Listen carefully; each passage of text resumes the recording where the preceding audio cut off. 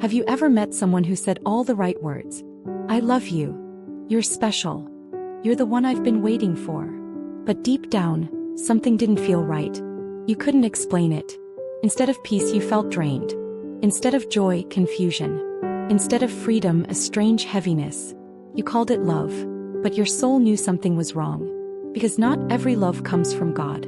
Some love comes from a spirit that imitates love. A spirit that wears the perfume of affection, but carries the poison of control. It's a love that feels intense, but not safe.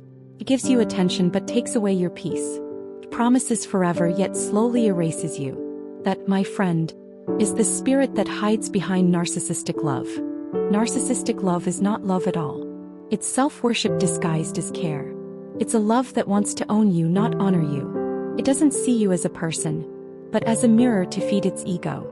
It says, I need you. But what it really means is, I need your energy to feel powerful.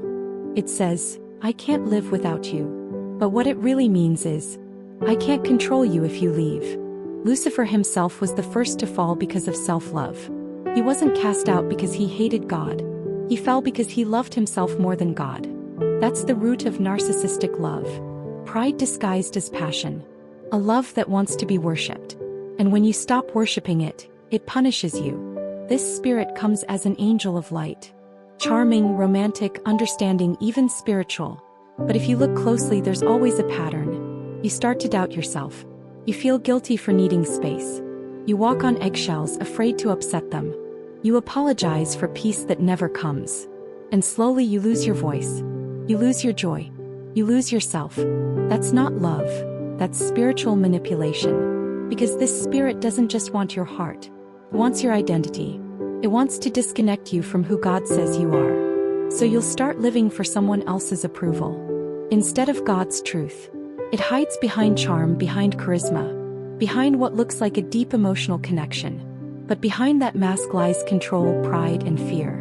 At its root, narcissistic love is pride and insecurity, wrapped together. It's what made Saul jealous of David. It's what made Samson fall for Delilah. It's what made Judas betray Jesus. Narcissistic love says, I want you close but only on my terms. It demands loyalty but never gives safety. It says, serve me and I'll love you.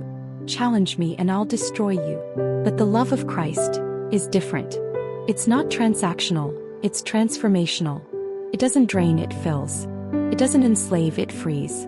It doesn't control, it covers. This spirit enters relationships through brokenness. It looks for unhealed wounds, rejection, abandonment, low worth, and offers what looks like healing. It gives attention as a drug, not as love. It studies your weakness and feeds it. It gives you everything your soul craves. Affection, validation, admiration. But always at a cost. Soon you find yourself attached to the very person who's destroying you. You defend their abuse. You excuse their behavior. You blame yourself for their sins. That's how powerful this spirit is. It blinds discernment. That's why Proverbs 4 verse 23 warns, guard your heart with all diligence, for out of it flow the issues of life. Because if the enemy can corrupt your idea of love, he can corrupt your destiny. He doesn't need to destroy your faith. He just needs to make you fall in love with the wrong spirit. But here's the good news. You can break free. Freedom begins with discernment. You cannot heal what you keep romanticizing. You cannot cast out a spirit you keep calling love. Ask God to open your eyes.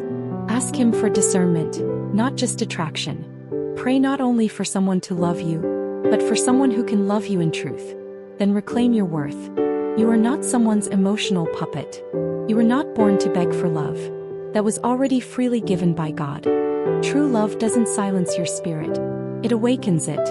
Healing begins when you stop chasing those who keep you wounded. You can forgive them, but you don't have to go back. Because you're not fighting a person, you're fighting a pattern. Ephesians 6 verse 12 reminds us, we wrestle not against flesh and blood, but against principalities and powers. So this battle is not personal, it's spiritual. The spirit behind narcissistic love wants to convince you that you're hard to love, too much or not enough. But that's a lie. You're not too much. You were just giving your heart to someone who couldn't handle real love. When God heals you, you start to see love differently.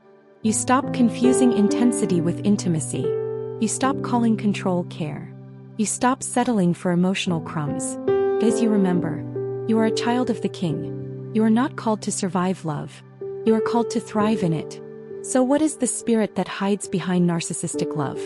It's the spirit that mimics love to destroy love. It imitates God's design, but carries the devil's intent. It offers connection while sowing confusion, affection while building dependency. But once you see it, once you name it, it loses its power, because truth always exposes deception, and light always drives out darkness.